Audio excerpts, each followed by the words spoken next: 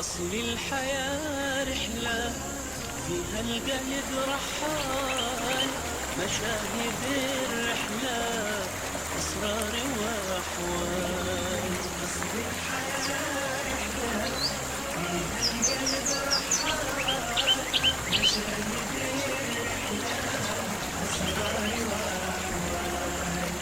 سافر مع الأزمان، اقرأ سطور الكون، كل مشهد بعنوان وكل مشهد لون. أصل الحياة رحلة فيها القلب رحال، مشاهد الرحلة أسرار وأحوال. بسم الله الرحمن الرحيم. الحمد لله رب العالمين، والصلاة والسلام على رسوله الأمين نبينا محمد بن عبد الله وعلى آله وصحبه ومن سار على نهجه واهتدى بهديه واستنى بسنته إلى يوم الدين. أما بعد. Yang dihormati pengurusi majlis, ahli yang terkuasa masjid, Al-Fadil, tuan-tuan imam, Bilal, muslimin dan muslimat sekalian, Assalamualaikum warahmatullahi wabarakatuh. Alhamdulillah, kita panjatkan kesyukuran kepada Allah Azza wa Jalla kerana dengan limpah kurnianya dapat kita bersama dalam majlis ilmu pada hari ini dengan tajuk yang diberi kepada kita, iaitulah tentang ujian yang menimpa. Allah Ta'ala beri uji kepada seorang manusia itu, apakah dianya bala ataupun ada sesuatu hikmah di sebaliknya. Kerana sebagai seorang mukmin, sebagai seorang yang beriman kepada Allah Azza wa Jalla, kita mesti melihat suatu perkara itu dengan mata ainul basirah. Tengok dengan mata kita, tak boleh kita tengok sebelah mata saja. Kalau tengok sebelah mata je, kita nampak semua benda yang menyusahkan kita itu adalah merupakan bala, adalah merupakan perkara yang tak baik, yang kita rasa kita sedang diperlakukan ataupun dihina oleh Allah Azza wa Jalla kepada kita. Maka ini pandangan yang tidak tepat, yang tidak betul. Kerana para ulama mengatakan orang-orang mukmin mengetahui bahawa semua nikmat yang diberi atas dunia ini, selain daripada nikmat syurga yang dijanjikan oleh Allah Azza wa Jalla yang kekal, adalah merupakan sarabun ataupun fata morgana. Nampak je nikmat, tapi susah sebenarnya. Ada rumah besar, kena jadi petugas security kepada rumah sendiri. Pintu kena tutup, sampai 5 gerai kena kunci. Hari-hari nak masuk rumah pun 5 kali kunci buka. Bukan main susah kita. Masuk waktu makan susah lagi, kena pergi ke dapur cari makan. Lepas makan kena buang sampah. Itu kerja manusia atas dunia. Kerana itulah dia kata nikmat yang dunia ini sarap, fata morgana, yang kita nampak macam satu benda tapi dia hilang begitu kalau tidak ditangani dengan cara yang diizinkan oleh Allah Azza wa Jalla. Yang kita boleh ubah semua perkara ini yang harus akan menjadi perkara yang dikira ibadat kepada Allah Azza wa Jalla. Maka nikmat yang kita guna itu jadi ibadat. Duduk dengan isteri pun dikira ibadat, dan semua perkara yang kita buat itu termasuk dalam kategori mengabdikan diri kepada Allah Azza wa Jalla.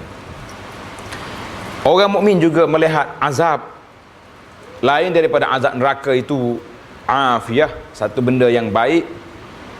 Kita kata mana ada azab tu baik? La, di sebalik itu, di sebalik hikmah perkara-perkara yang berlaku itu mesti ada sesuatu yang boleh kita jadikan iktibar, boleh jadikan panduan. Walaupun Nabi kita sallallahu alaihi wasallam larang daripada seorang mukmin minta bala, jangan minta. Nabi sebut larangan kepada para sahabat la tatamannau liqa'al adu. Nabi kata jangan kamu bercita-cita nak jumpa musuh. Jangan. Tapi wa idza laqitum fasbiru fasbutu. Bila kamu jumpa tetap pendirian, jangan lari. Nak jumpa tak payah jumpalah. Macam kita duk cabar orang tu, cabar orang ni, musuh tu tak perlu bermusuh. Tapi kalau musuh datang, jangan lari. Itu sikap seorang mukmin. Tersebut dalam hadis Nabi sallallahu alaihi wasallam, yawaddu ahlul afiyah yaumal qiyamah. Orang-orang yang mendapat nikmat yang besar atas dunia ini pada hari kiamat nanti bercita-cita. Apa dia cita-cita? Hina yu'ta ahlul bala'i thawab. Ketika dia tengok orang-orang atas dunia dulu diuji dengan penyakit, diuji dengan macam-macam ujian, mereka telah meraih pahala yang banyak. Orang sakit, yang dia sabar, dia beri pahala. Setiap kali denyutan menimpa atasnya, setiap kali pergi hospital kena jarum, Allah Ta'ala angkatkan derajat dia, hapuskan dosa dia, dan berbagai-bagai lagi nikmat yang diberi, ganjaran yang diberi oleh Allah pada akhirat. Nabi kata cemburunya orang-orang yang mendapat afiat atas dunia ini bila tengok orang yang kena ujian atas dunia meneraih pahala di akhirat. Lau anna juludahum kanat quridat. Nabi kata bercita-cita orang ni kalau atas dunia ni pernah kulit kita ni pernah dikoyak, pernah dilukakan oleh musuh-musuh, untuk kita mendapat pahala yang besar di sisi Allah Azza wa Jalla. Hadis ini juga memberi galakan kepada kita sebagaimana hadis al-jihad. Tuan-tuan selalu baca kitab Imam Nawawi rahimahullah dalam kitabnya Riyadhus Salihin. Imam Nawawi mengumpulkan hadis-hadis seperti jihad. Di antara orang mati yang nak balik semula ke dunia siapa? Mujahidin. Orang-orang yang berjihad fi sabilillah, bila dia mati, dia bercita-cita nak balik semula ke dunia. Minta dengan Allah. Terbang dalam ruh orang jihad mujahid ini dalam burung yang berterbangan di sekeliling aras, pergi minta izin dengan Allah nak balik semula ke dunia. Tuhan kata nak balik buat apa? Dia kata aku nak balik semula ke dunia, nak beritahu kepada keluarga aku supaya berjihad, betapa besarnya nikmat Allah Ta'ala sediakan bagi mujahidin. Ketika itu Allah kata tak apa, mu tak balik pun, aku beritahu pada mereka sebagaimana sampai dalam Quran ini, wala tahsaban allazina qutilu fi sabilillahi amwat. Tuhan kata mu jangan sangka orang yang mati dibunuh fi sabilillah itu orang mati. Bal ahya'un 'inda rabbihim yurzaqun. Bahkan mereka itu hidup mendapat nikmat direzekikan di sisi Allah Azza wa Jalla. Kita kata dia mati, tapi orang mati sini, orang mati syahid kena kata mati syahid. Orang mati syahid, mati syahid. Karena itu sukar bagi kita nak menamakan seorang itu syahid, sebab kita tidak ada authority untuk nak menilai orang ini syahid syahid ke tak. Itu payah. Cuma tanda-tanda syuhada itu boleh kita lihat daripada kesan-kesan yang ada pada mereka. Ada juga permintaan orang mati syahid ni sebab apa nak balik ke dunia, selain daripada nak beritahu kepada keluarga dia kelebihan mati syahid, mereka juga nak balik sebab dia kata aku nak balik, nak pergi berperang lagi, nak mati syahid pula, hasil daripada kelebihan yang begitu besar di sisi Allah Azza wa Jalla. Maka hadis ini memberi tahu kepada kita bahawa ujian yang menimpa, bala memang dia bala, nama dia pun bala, ujian, tetapi di sebalik itu yang perlu kita lihat. Di sebalik ujian itu ada ke tidak perkara lain yang boleh kita ambil sebagai jalan yang bala dah mari dah. Tapi macam mana nak menangani bala itu biar dia jadi sesuatu yang positif untuk kita. Dalam hadis yang diriwayatkan oleh Imam Bukhari rahimahullah, Nabi sallallahu alaihi wasallam bersabda, ajaban li amril mu'min. Ajaban li amril mu'min, pelik urusan orang mukmin. Orang mukmin pelik, ajaib dia punya kedudukan. Inna amrahu kullahu lahu khair. Semua urusan orang mukmin baik belaka. In asabathu sarra syakar. Kalau dia dapat nikmat, Allah Ta'ala beri kepada dia nikmat, naik pangkat, boleh gaji banyak, jalan-jalan jumpa harta karun, kita kata. Apa saja nikmat yang ada, nikmat sehat, anak-anak cemerlang dalam peperiksaan, dapat kerja yang baik. Apa nak jadi? Syakar, maka dia bersyukur. Fakana khairallah. Syukur itu lebih baik bagi dia. Itu orang mukmin. Dapat nikmat, kita syukur. Cuma syukur kita hari ni betul ke tidak, wallahu alam. Ramai orang ni, dia kata, ustaz pergi rumah saya, kenduri kesyukuran. Kita pun pergilah. Engkau ustaz orang panggil kena pergi. Sahabat-sahabat mari tengok, Masya Allah, bertukar dengan kelak malam. Ini syukur ke kufur nikmat? Syukur lah. Syukur itu maknanya menunjukkan kita syukur kepada Allah Azza wa Jalla. Kita dapat duit banyak, kita bagi tabung. Tabung masjid besar-besar banyak lagi ni yang kosong lagi. Nak bina masjid, bagi bantu orang pakai miskin. Itu makna syukur. Tapi kalau dapat nikmat, pergi buat majlis, pesta-pesta yang menunjukkan kita keangkuhan kita terhadap Allah Azza wa Jalla, maka jawabnya orang ni bukan syukur, ini manusia yang kufur nikmat Allah Azza wa Jalla. Sebaliknya Nabi kata, wa in asabahu dharra, kalau mereka ditimpa kesusahan, apa jadi? Bila mereka ditimpa susah, ujian datang, sabar. Fakana khairan lahu, maka sabar itu menjadi kebaikan bagi dia. Ini yang kita kena belajar, kita kena motivasikan kita. Setiap ujian yang datang, biarlah kita kata Allah. Bila dalam hadis yang Nabi kita ajar, bila kita dapat nikmat, kita kata Alhamdulillah. Alhamdulillah, syukur pada Allah Azza wa Jalla. Tapi sebaliknya, bila kena ujian, benda-benda yang kita tak suka dapat, kita kata Alhamdulillahi ala kulli hal. Alhamdulillah ala kulli hal. Tapi kalau jadi benda yang tak baik tu sudah jadi, bala mari, barulah kita kata inna lillah wa inna ilaihi raji'un. Jadi semua ni adab-adab yang diajar oleh Nabi sallallahu alaihi wasallam. Tuan-tuan tengok dalam buku yang ringkas saya terjemahkan, namanya Perisai Muslim. Dah ada kitab ni. Perisai Muslim tu ambil. Boleh ambil dalam internet secara percuma, saya bagi. Berapa seorang nak ambil pun ambil lah. Cari tajuk dia nya dalam website Islam House, islamhouse.com. Cari bahasa Malaysia. Dalam tu banyak buku-buku. Di antara buku yang saya letak di situ, yang pihak penerbit letak di situ, iaitulah buku Perisai Muslim. Dalam kitab ini kita ajar, orang mukmin bila kena dapat nikmat, dia kata Alhamdulillah, syukur pada Allah Azza wa Jalla. Dan tanda kesyukuran itu kita kena tunjuk. Allah Subhanahu Wa Taala bila dia beri nikmat kepada kita, dia suka tengok kesan nikmat, suka tengok kesan daripada nikmat yang dia beri. Allah beri kita harta banyak. Apa kita buat? Pakai baju cari pergi masjid. Orang tanya kenapa ni? Zuhud lah. Pakai baju penampilan yang baik menunjukkan kepada kita syukur, tapi tangan yang sama juga telah mengholurkan bantuan kepada orang-orang yang miskin, orang yang susah. Apa salahnya kita beli rumah yang agak selesa, kita beli kereta yang naik yang senang, tidak jadi masalah. Syukur, duduk alhamdulillah. Dan bila kita ditimpa ujian, sabar, fakana khairallah. Sabar itu lebih baik.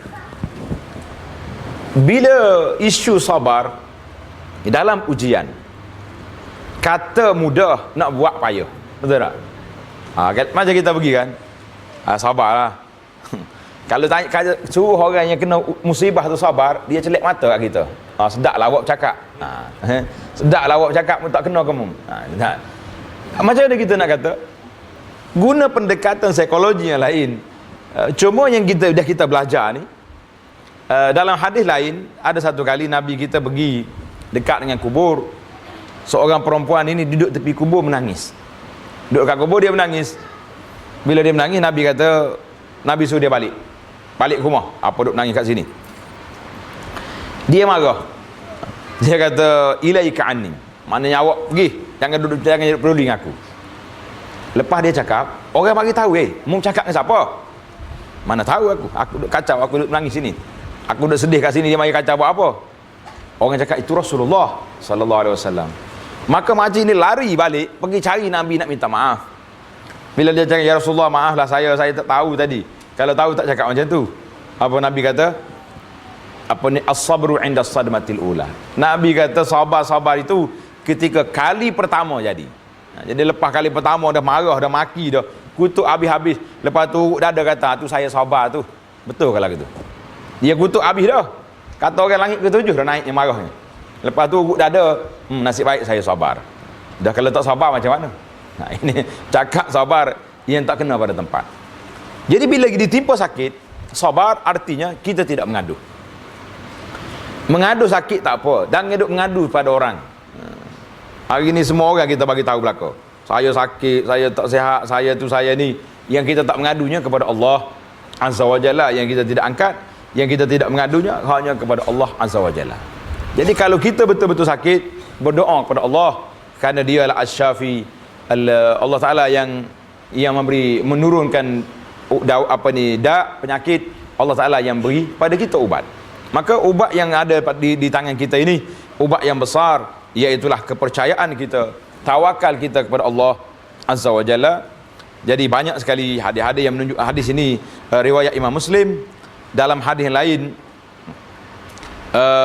Nabi sallallahu alaihi wasallam memberi kepada kita banyak galakan supaya sabar. Man yuridillahu bi khairat yusib minhu. Siapa yang Allah Taala nak beri kebaikan, maka yusib minhu, diujinya orang itu sedikit. Nah, jadi ujian ni kalau berat sangat mungkin kita kecundang. Dia tengok taraf kita, tengok darjat kita. Inna izamil jaza' ma'izamil bala. Nabi kata siapa yang Allah tak nak beri besarnya balasan itu dengan besarnya ujian. Besarnya ujian, maka besar kesabaran kita, besarnya pahala. Wa inna Allah ta'ala iza ahabba qauman ibtalahum. Allah bila dia nak uji, nak sayang kepada mana-mana orang, ibtalahum, maka diberi ujian. Faman radiya falahu ridha wa man sakhita falahu sukht. Siapa dia redha, maka orang inilah orang yang mendapat nikmat yang keredaan Allah Taala. Siapa dia benci, marah, maka orang ini orang yang mendapat kemurkaan Allah Azza wa Jalla. Maka bila kita terima apa-apa ujian, yang pertama sekali baliklah kepada Allah Azza wa Jalla. Bila kita diuji oleh Allah Ta'ala uji kita ni dengan dua ujian yang berat.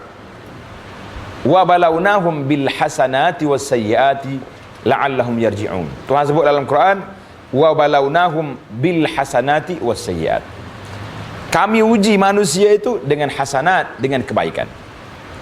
Was sayyiat, Allah Ta'ala uji kita dengan keburukan, dengan kesusahan.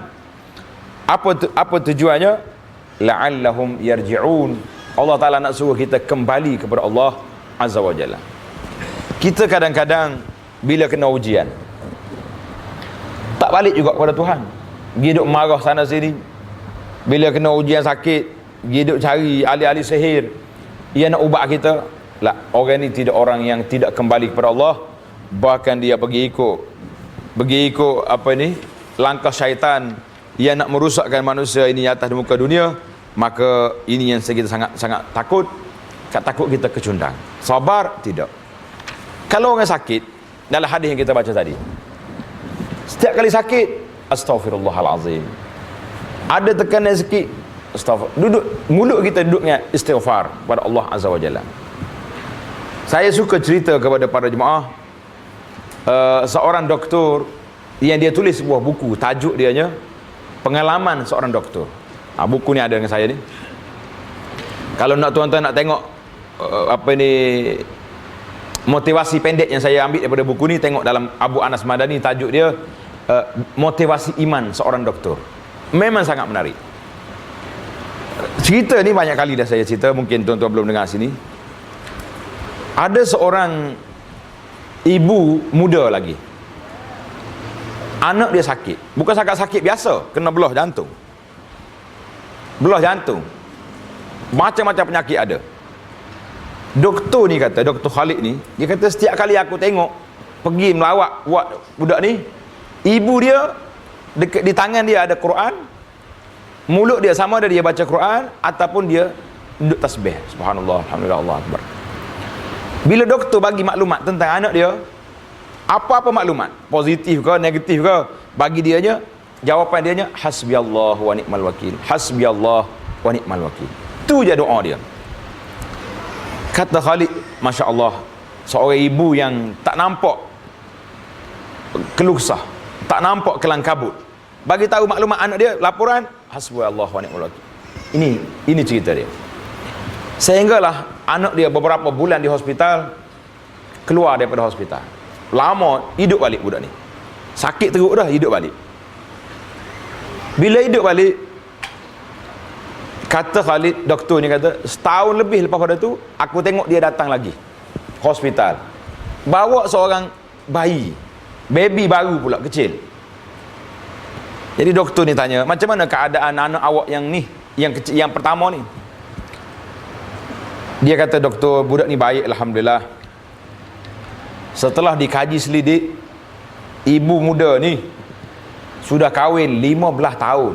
15 tahun dia kahwin, tak dapat anak. Dapat anak yang pertama pula sakit, masya-Allah, duduk dalam hospital berbulan-bulan. Tapi mulut dia tak lepas dengan hasbi Allah wa ni'mal wakil. Kata doktor ini, lepas pada setahun anak ni keluar hospital, dia datang lagi ke hospital, bukan bawa penyakit, bawa baby baru pula. Masya-Allah, tabarakallah. Allah Taala ganti dengan dia. Yang pertama sakit, lepas 15 tahun mandul, tak dapat anak. Cuba kita bayangkan, macam mana kalau ibu zaman kita hari ni 15 tahun mandul, tiba-tiba dapat anak, nyakit pula. Allah, boleh kata tak lalu makan, kering lah orang ni dah. Tak ada nak dengar hasbi Allah wa ni'mal wakil. Hidup dengar kenapa. Saya kena marah malam-malam, tahu tuan-tuan. Kena marah saya ni. Tak ada pasal-pasal kena marah. Dia telefon saya pukul 11 malam. Dia kata, ustaz, ya saya. Kenapa awal sangat telefon ni? Dia kata, dengar saya punya maklumat dulu. Dia marah, dia kata, kenapa Tuhan buat macam ni kepada saya? Allahu Akbar, tuan-tuan. Orang marah ke Tuhan zaman moden ni cukup berat. Yang jadi mangsanya ustaz yang kena marah. Kata marah ke Tuhan, marah aku apanya? Dia kata ustaz yang tahu cerita. Dia kata kenapa Tuhan buat dia macam ni? Anak kata apa? Yang saya bimbang sekali, waktu dia marah ni kita boleh nasihat lagi. Ada sekali satu masuk SMS kat saya lebih kurang dalam pukul 12 malam lebih. Dia kata kalau ustaz tak layan saya, tak nasihatkan saya nak bunuh diri malam ni. Allah, kata apa benda nak buat kita? Tak tahu duduk mana atas dunia ni. Kita pun tak kenal mana dia. Tahu cerita masuk dalam telefon. Ini nak ceritanya, masyarakat dia tahu bila dia dapat nikmat, dia tak syukur. Dia menggunakan nikmat yang ada itu di jalan yang tidak diredai oleh Allah Azza wa Jalla. Tapi bila Allah Taala uji dia, barulah dia terasa. Doktor ini juga cerita seorang pemuda tentera lumpuh. Jadi bila lumpuh, anak-anak dia mari ziarah, macam-macam ubat dia bawa mari. Orang ni bawa ubat mari, orang ni bagi cadangan keluar daripada hospital, kita pergi bomo sana sini. Budak-budak ni kata biarlah, tak apa. Kenapa kamu gopoh sangat? Aku dah 20 tahun dah hidup, alhamdulillah sihat walafiat. Hari ni aku sakit beberapa hari baru, kamu semua ni kelang kabut. Cari doktor bawa mari ubat sampai penuh, bertambah ubat atas meja dia. Nak makan pun tak sempat, banyak sangat ubat. Dia kata apa? Sekarang ni aku baru sedar, biarlah aku duduk lama di hospital, sebab cita-cita aku daripada budak lagi nak hafal Quran, tetapi tidak terhafal Quran. Hari ni dengan aku duduk di hospital beberapa hari ni, aku telah menghafal beberapa juzuk Al-Quran. Subhanallahilazim. Dia kata kalau aku duduk di sini atas katil hospital ni sampai khatam Quran pun tak apa. Maknanya dia tak nak cepat sembuh sebab dia ambil positif bala Tuhan bagi dia lumpuh tak boleh berjalan ni sekejap, tapi mulut masih boleh bergerak untuk dia hafal Quran yang dia bercita-cita daripada budak lagi nak hafal Quran, tapi terhalang dengan sebab kerja-kerja buat. Hari ni aku dah hafal beberapa juzuk Quran. Subhanallah. Orang yang pandai menangani isu dalam perkara-perkara seperti ini, mereka akan berfikiran positif, akan berfikiran yang baik, kerana nikmat Allah SWT beri yang begitu banyak. Tiba-tiba bila Tuhan tarik sikit, kita rasa gelisah, kita rasa mula kelang kabut, kita rasa tak selesa, mudah nak marah dengan Tuhan. Lah, abadan sama sekali. Jangan bercakap marah dengan Tuhan. Dia kata dialah yang paling baik sekali. Saya solat, saya tutup aurat, kenapa saya sakit? Allah. Kakak saya tu tak tutup aurat, solat pun tak, tapi sihat walafiat, gemuk pula dia. Itu dia marah dengan situ, marah. Kata berat dia ni kalau marah. Jadi isu menyalahkan takdir ini berat. Buku yang satu lagi yang boleh ambil boleh kat luar ni pun ada. Tajuk dia Rukun Iman. Rukun Iman ni perbincangan khas panjang dalam bab yang Rukun Iman yang ke-6, iaitulah tentang qada dengan qadar. Beriman kepada qada dengan qadar ni, ramai orang kecundang di sini. Karena itulah dia marah dengan Tuhan ataupun dia bersandarkan kepada qadar. Bersandar kepada qadar. Dia kata apa? Bila dia buat salah, kita bagi nasihat, dia kata ustaz jangan marah dengan saya. Kenapa? Ini takdir Tuhan. Sedap juga alasan dia, takdir Tuhan. Saya kata senang ya awak ni. Orang lagu ni nak ajar dia mudah ke payah? Payah. Mudah. Dia kata ini takdir Tuhan, kita pun bang bagi penumbuk biji kat muka. Dia kata kenapa awak tumbuk saya? Takdir Tuhan. Jangan marah dengan saya. Kena hot tu baru senyap dia tak? Kita tak boleh menyalahkan takdir. Kita yang Allah Ta'ala beri ni kuasa untuk memilih. Pasal itulah dia panggil mazhab Ahlussunnah ini, iaitulah kita yang memilih jalan yang kita nak di bawah masyiatillahi ta'ala, di bawah takdir Tuhan.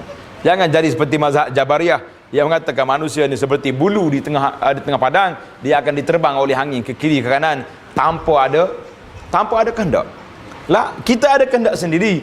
Kita yang memilih jalan. Allah Ta'ala pilih inna hadainahu sabil imma syakiran wa imma kafura. Tuhan kata aku beri kepada kamu dua jalan. Imma syakir, jalan orang beriman, maka jadilah manusia yang baik.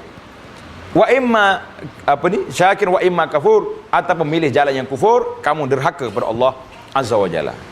Tuan-tuan kena tilik balik kepada kehidupan kita. Berapa tahun kita hidup atas dunia? Berapa tahun? Ada 50 tahun, 60 tahun, 40 tahun, 30. Yang kita jadi lara, lalai, leka, suka pergi tempat-tempat maksiat, tak nak pergi masjid. Sebenarnya pada waktu itu ada tekanan ke kita yang memilih jalan tersebut? Kita pilih. Hari ini pula kita pilih pula jalan ini untuk anak-anak kita. Anak yang ada tak suruh belajar fardu ain, tak hantar sekolah agama, lebih kepada akademik semata-mata sampai mereka tak percaya dengan sekolah hak ada ni, betul saya nak hantar sekolah pure orang putih, hantar sekolah kepada sekolah-sekolah Kristian, sebab nak suruh kecemerlangan yang terlalu melampau sangat. Akhir sekali anak bila-bila dah pergi jauh jaraknya daripada agama, ketiga itu kita nak buat apa dengan anak? Banyak hari ni pemikiran budak-budak. Kalau kita tengok dalam internet, memang bahasa dia guna tu bahasa bukan orang Islam. Bahasa bukan orang Islam. Tetapi kita boleh letak bersangka baik pada mereka ini.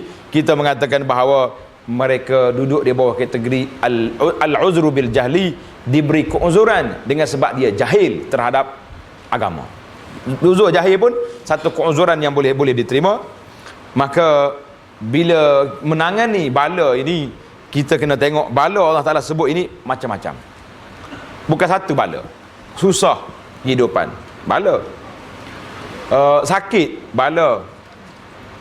Duduk persekitaran yang tidak baik. Kita beli rumah sini mahal-mahal, tiba-tiba mari jiran sebelah rumah kita pula, Masya Allah, tabarakallah, pagi, siang, malam pun duk main dengan lagu, dengan gendang, dengan buat mari nyanyi, duk menyalak siang malam pun, masalah juga kita. Masa beli dia tak tahu siapa. Ini semua ujian yang bala yang menimpa kepada kita. Cuma bila mari bala, Tuhan kata apa? Allah Ta'ala bila mari bala, dia nak tengok liyabluwakum ayyukum ahsanu amala, siapakah di kalangan kamu orang-orang yang baik amalan, menangani masalah dengan baik. Walanabluwannakum hatta na'lamal mujahidin minkum was-sabirin. Tuhan kata aku uji kamu ni, aku nak tengok siapa yang benar-benar berjuang dan siapa yang sabar. Jadi ayat-ayat Quran yang tentang bala ni semuanya menyentuh tentang masalah isu sabar, isu penerimaan kita terhadapnya. Maka kita cuba lihat sepintas lalu, para jemaah sekalian, apakah hikmat di sebalik ujian Tuhan. Jadi kalau kita tak sini, insya-Allah kita akan rasa ada sesuatu sentuhan. Bila kita kena ujian, jangan mengeduh, jangan mengadu. Tapi kalau kita diuji, sakit sikit, semua orang satu dunia tahu sakit gigi je, tulis dah. Lepas sebut hari ni saya sakit gigi, saya duduk bawah, tulis kesian dengan awak. Hilang dalam pahala kita. Sebab kita mengadu pada manusia, tidak mengadu pada Allah Azza wa Jalla. Tuhan bagi bala. Bala ni bukan semua kita kena beritahu. Sama juga dengan amal kebajikan, kita tak boleh beritahu pada orang. Amal baik kita tak boleh beritahu. Allah, anak kalau tengok kemainan orang hari ni, tengah duduk tawah dekat Kaabah, gini tawah, labbaik Allah malik, telefon sebelah tangan, kata mu tawah kau berlakon dekat Kaabah ni. Tengah melontar lah kita juga, Allahu Akbar, tangan telefon, kata mari aku tolong ambil gambar. Kita duk main perling dengan dia dekat kata apa, terus duk doa ambil lagi. Ni gambar ni sedang berdoa dekat Kaabah. La ilaha illallah. Mu doa ke Tuhan ke doa ke Facebook? Ini mainan-mainan yang ada hari ni. Syaitan Facebook ni cukup dahsyat. Kalau kita tak lawan dia dengan cara baik, dia jadi baik sebenarnya. Tapi boleh jadi pengaruh syaitan dalam tu sangat-sangat berat. Maka bala ujian yang Allah Ta'ala timpa kepada kita ni melalui pelbagai-bagai cara. Yang pertama di antara hikmah Allah Ta'ala uji manusia ini, iaitulah Allah Ta'ala ma'rifatus sabirin ala dara. Allah nak tengok orang yang sabar menanggung kesusahan. Sabar, satu. Yang kedua, Tuhan nak tengok siapa dia bersifat redha dengan qada, redha dengan takdir Tuhan. Hari ini kita kena belajar. Tadi saya sebut dalam kitab Rukun Iman ni tentang qada dengan qadar. Kena tahu sebelum terjadi qada, kita tak tahu. Tak mungkin kita tahu, sebab benda ni dalam ilmu ghaib. Kita boleh merancang, boleh buat perancangan. Aku nak pergi sana sini, nak buat ni. Tapi pagi-pagi buta lagi, tak dapat nak buat pening kepala lah, ada kawan marilah, ada orang tu panggil lah, ada kenduri, ada kematian, ada banyak halangan yang menyebabkan kita tak nak buat. Tetapi walau macam mana, buat tak boleh buat, kita kena merancang yang terbaik.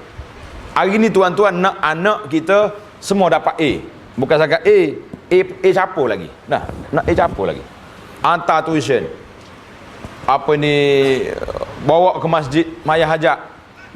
Air hok jampi ni kok ada semua kat rumah kita tu. Air hok jampi 30 buah koloh Nusantara pun ada. Air Zam-Zam telah ditawah 7 kali Mekah pun ada. Air yang ditelah celup dengan sarang apa ni, anak-anak makan Quran pun ada. Semua ada. Tiba-tiba lepas tu keluar periksa UPSR kosong anak kita. Macam nak buat? Nak pukul anak ni. Aku dah habis nak duit beribu-ribu, menghabiskan masa yang begitu banyak, kamu tak dapat lah. Kita kena usaha lebih dulu. Usaha. Hantar anak kita belajar fardu ain, hantar mengaji agama, bawa ke masjid, suruh duduk berdekat dengan para asatidah, ustaz-ustaz, imam-imam. Baik dengan Tok Imam. Pagi-pagi Tok Imam dia gosok kepala dia. Allah Ta'ala doakan dia kebaikan, beri berkat. Tapi Masya Allah, tabarakallah, na'udzubillah. Tiba-tiba budak ni bila besar, lari daripada masjid, pergi campur dengan mak repik, duk congek motor sana sini. Apa kita nak kata? Itulah dia panggil takdir, yang kita kena qada, terima dengan takdir Allah ba'da bazlil juhdi, setelah kita mengerahkan tenaga kita sehabis mungkin. Tapi kalau kita biar daripada awal lagi, dia jalan sana sini, tiba-tiba bila anak kita tak salat mari marah lah. Bukan cara dia. Budak-budak hari ni dia belajar mantik agak tinggi. Ilmu mantik ni ilmu bahasa Arab, ilmu cakapan. Bila ayah dia marah, mak dia marah, dia kata mu ni balik-balik kampung daripada KL ni tak solat pun. Anak ni tak jawab apa, budak cerdik. Kalau jawab, orang panggil cik hati mak. Dia senyap pergi kat tangga, tiba-tiba naik bawa kasut ayah dia. Dia kata, mak, kasut abah ni boleh dah saya pakai. Mak dia pun berair mata. Maknanya anak besar dah, tak payah tegur lah. Gitulah ibarat kata dah. Sebab waktu kecil kita tegur ke tidak? Anak kita waktu kecil ni tutup aurat, jaga tak jaga? Pakai seluar ketat waktu kecil, marah ke tak marah? Tak, biar gitu. Maka mereka nasyat, membesar dalam suasana ini. Bila balik daripada bandar, bawa pakaian yang tidak lulus syariah ini, kita nak kata apa lagi? Mau jadi lagu ni sekarang ni, dia kata zaman duduk dengan mak dulu gini dah. Nak kata apa? Tak boleh menyalahkan takdir, kecuali setelah kita telah mengerahkan tenaga sebanyak mungkin, kita telah menyampaikan apa yang kita ada, bawa pergi nasihat, pergi belajar, pergi kuliah, pergi tazkirah. Tiba-tiba anak kita bertukar juga, itu bukan di bawah bidang kuasa kita, itu duduk di bawah kuasa Allah Azza wa Jalla. Barulah kita mengatakan aku nak apa, aku nak buat. Takdir Allah SWT telah menetapkan sedemikian. Jadi Allah Ta'ala nak sebut ujian ini, Tuhan nak tengok siapa yang menerima takdir. Macam kita bawa kereta begitu cermat kita. Orang panggil habis cermat dah. Berjalan perlahan, ikut line GPJ betul. Sampai orang belakang pun marah. Warnok dia ni bawa kereta ni. Mentah kau tulis 70, tak naik dah 75. Jaga sungguh-sungguh dia ni. Tiba-tiba sampai dekat lembu duduk tidur tengah jalan, bangun kawan ni lompat, langgar. Nak kata apa? Celaka lembu ni. Tak boleh nak celaka dah. Kepik dah kereta dia sudah rusak. Cuma kita kata innalillah wa inna ilaihi raji'un. Alhamdulillah ala kulli hal wa fi kulli hal. Nak kata apa? Ini Allah Taala telah takdirkan, walaupun kita dah buat satu penjagaan yang rapi, tapi dia datang juga. Maka bila sampai di sini, Allah nak tengok kita redha atau tak redha. Terutama sekali bila kita pergi ziarah sahabat-sahabat kita yang sakit. Di antara sakit yang agak kritikal lah, kalau kita nak tengok perempuan, orang-orang yang kena kanser, la ilaha illallah, sangat menyedihkan lah. Tengok dia sakit pun kita sakit juga. Walaupun kita tak sakit, tapi tengok dia memang nampak sakit. Saya pergi satu kumpulan di hospital, dia panggil Persatuan Hospis. Kaji dengar nama hospis? Tak dengar lagi? Bisa ustaz lagi pada dia. Hospis ni persatuan orang-orang yang kena kanser, yang doktor kata tidak ada harapan sembuh. Berat penyakit ni. Hak masuk kumpulan ni tu, manakala kain kapal boleh beli dah, tak ada apa-apa, boleh siap dah rumah. Itu bahasa orang putih. Bila saya pergi, dia bagi taklimat, dia kata, ustaz, kami semua ni orang-orang pesakit yang sedang menunggu mati. Saya kata, saya tunggu juga, walaupun tak sakit. Mana ada orang yang tak tunggu? Rupanya orang putih telah salah guna bahasa. Dia kata sakit yang tidak ada harapan sembuh. Saya kata, siapa berani menutup pintu rahmat Allah Azza wa Jalla? Siapa berani tutup pintu rahmat? Terkejut juga buat doktor. Betul. Rupanya hospis ni persatuan yang ditubuh oleh orang putih. Mereka berfikir dengan fikiran dia, tak ada sembuh. Saya kata, orang Islam tidak berfikir, tidak menutup pintu rahmat Allah Ta'ala. Kita mengatakan persatuan orang-orang yang sakit agak sukar sembuh. Boleh. Tutup pintu, close? No. Tak boleh. Berapa ramai orang-orang yang telah di reject. Istilah orang kampung ni kena reject ke hospital dah. Hospital kata balik lah, tak ada harapan dah orang ni. Apa nak buat? Ni seorang pemuda ni kena kanser. Berapa puluh peratus dia punya, ada istilah doktor. Tak habis dah. Dia kata tak apalah, oleh kerana aku ni telah disahkan oleh doktor, tidak ada lagi harapan untuk sembuh dan mati sangat dekat dengan aku. Dia ajak ayah dia, mari kita pergi ke Mekah, saya nak pergi umrah kali terakhir sebelum saya mati. Pergi.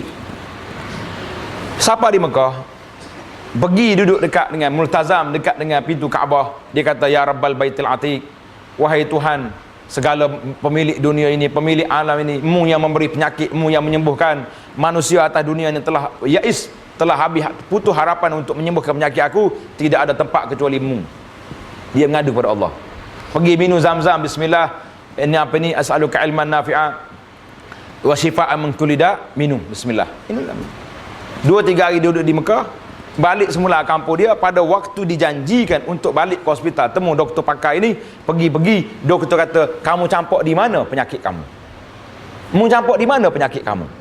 Semua positif. Dia punya cek apa saja yang sebelum pada ni kanser ke apa benda, semua hilang.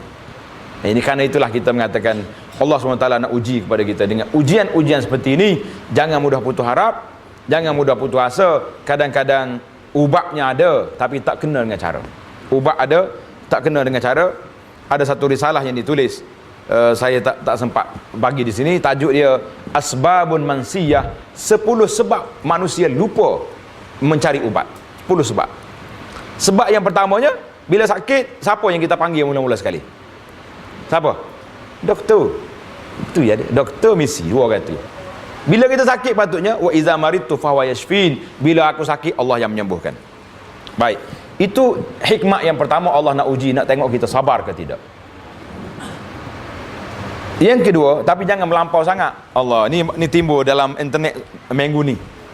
Yang kubur cerah tu, tengok dah. Kata, tengok. Jadi kononnya orang kubur ni sebab perempuan ni sakit kanser, kita mengharapkan Allah Taala beri rahmat kepada dia.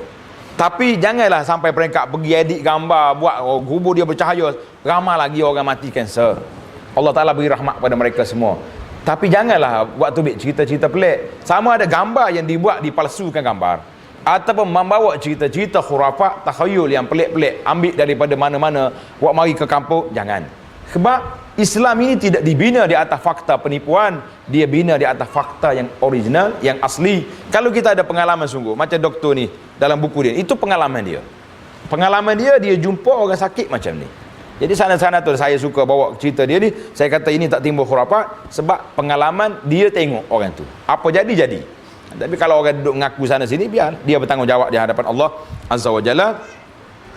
Hikmah yang kedua, Allah Ta'ala beri bala takhwiful ibad nak menakutkan hamba-hamba dia supaya mereka kembali kepada Allah Azza wa Jalla. Ayat yang kita baca tadi, wa balawnahum bil hasanati was sayyiati la'allahum yarji'un. Allah uji kita dengan susah supaya kita kembali kepada Allah. Hari ini kita susah ke tidak? Susah. Barang naik contohnya. Cukai nak mari pula. Air tak apa cukup. Banyak masjid dah lalu sikit. Air kurang. Air tak ada sini. Di masjid tak ada air. Siapa orang telefon saya, "Ustaz, boleh saya tayamum?" Kata nak tayamum apa? Sebelah masjid tu restoran ada, makan boleh. Nak ambil wuduk, nak tayamum pula dah. Pelik tunggu dah. Air mineral. Kata sebelah masjid ada kedai. Ada dia kata. Kedai apa? Dia kata kedai 7. Lagi kedai 7 banyak lagi air boleh beli.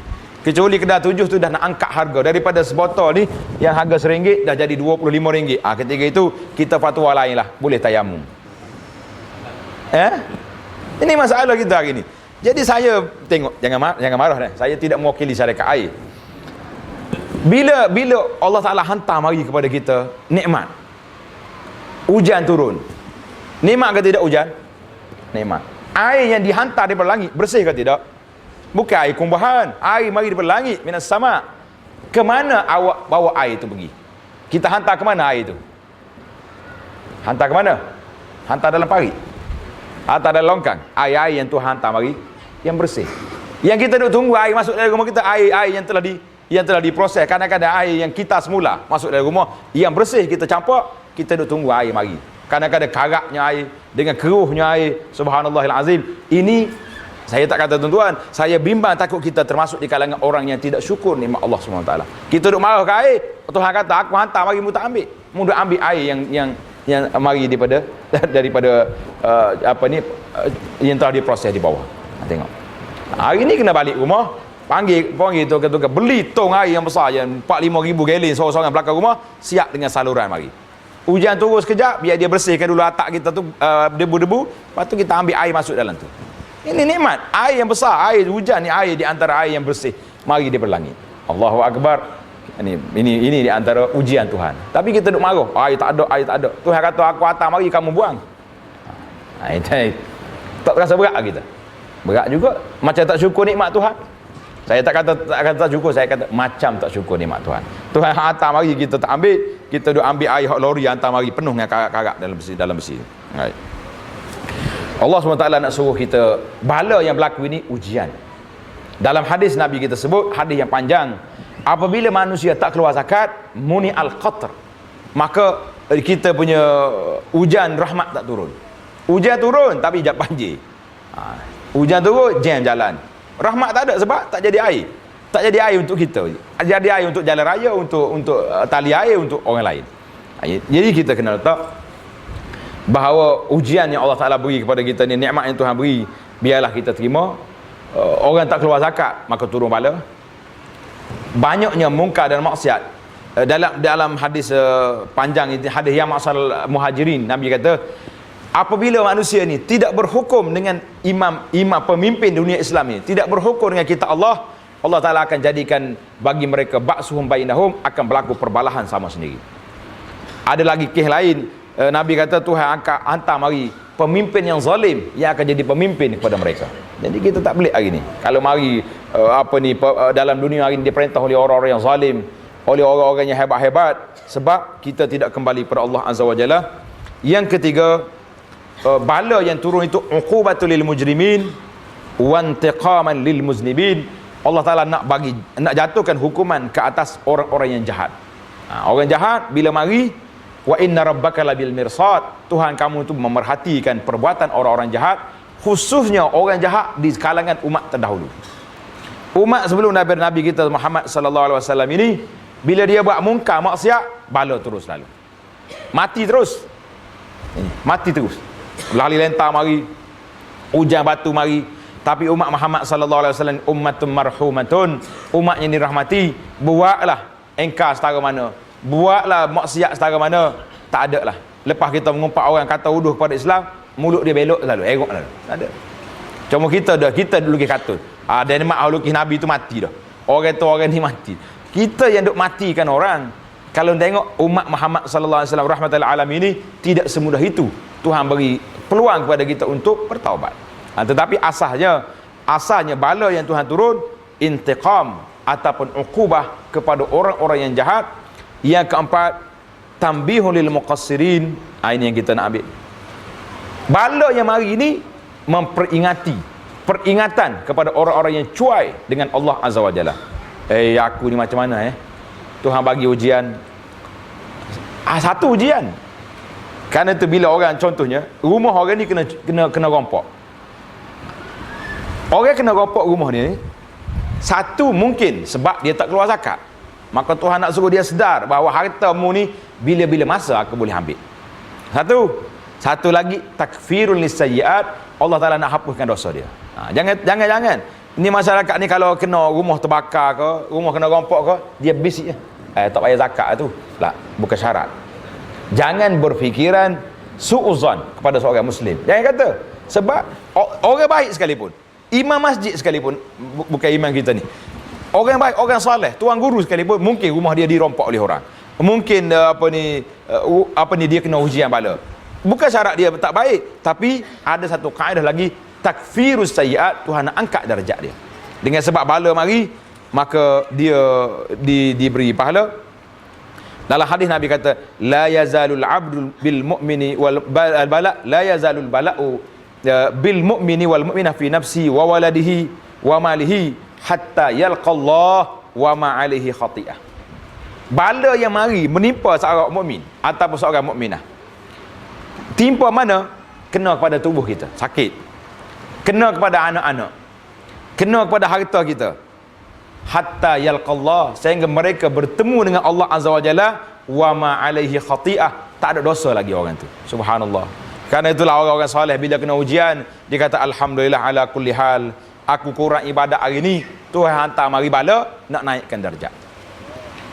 Kata di Aisyah radhiyallahu anha, dia kata apa? Aku tidak pelik bila tengok Nabi SAW wafat dalam keadaan cukup sakit.